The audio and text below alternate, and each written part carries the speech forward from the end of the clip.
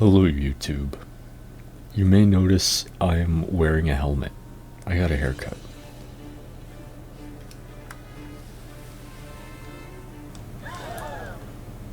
It's probably going to stay on the rest of the video because my hair does not look the best currently. But it'll get better. Let me pull up my Word document. I forgot what I was going to say.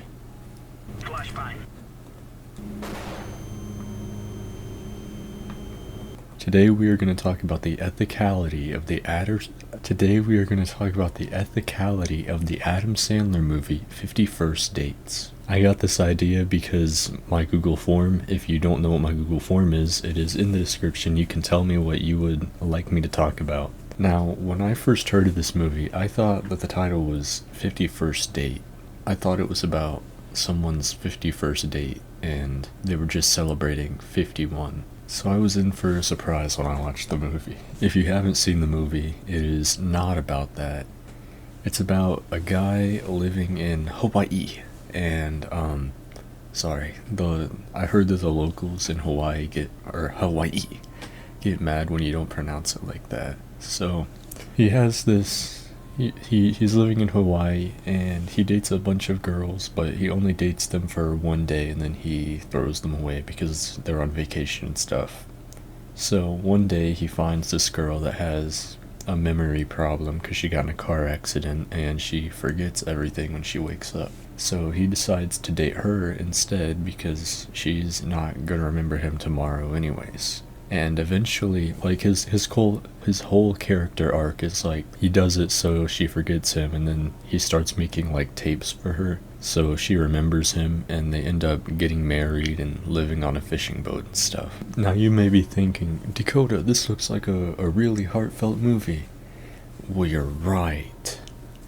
But this is just a what if scenario of if it were to happen in reality. My first question to bring to the table is, can she believe what he says? I mean, he makes the tapes. He shows her what he wants her to see. He tells her that he's her husband. How does she know that that's the truth? How does she know that she agreed to marrying him? What if, like, he's a really mean guy and he leaves that out in tapes, but then he's like really mean to her? And I mean, it's not like she can divorce him. Divorces take like way more than one day, so she's kind of trapped. Another question I have is, how much can she really get to know someone in a day? I mean, can you meet someone and then agree to marrying them the exact same day? I mean, personally, I don't think I could. I need to know someone for at least a month for me to like know at least a little bit of who they are, to know they're not a horrible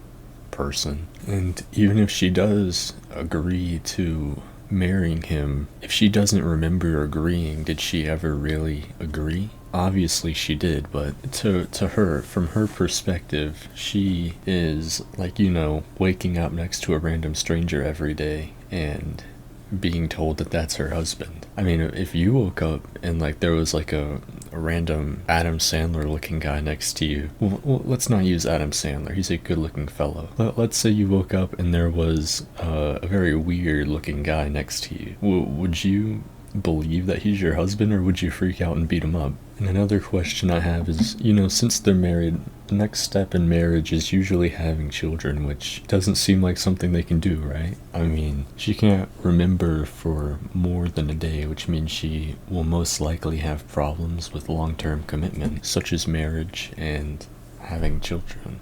My next point. If Lucy were to try and leave the relationship, she wouldn't be able to. I mean, he makes the tapes that she sees every day. He gets to decide what she believes. So if they ever have like a big argument or a big fight and she wants him out of her life, she can't make that decision because she's not going to remember it tomorrow. She's not even going to remember who he is tomorrow. So going back to one of my earlier points, you just lie on the tape and say that, everything's alright when it's not, which would not be good. Now, before you call me the fun police, I do understand the premise of the movie. I do understand it's supposed to be sweet. It's supposed to be a love story.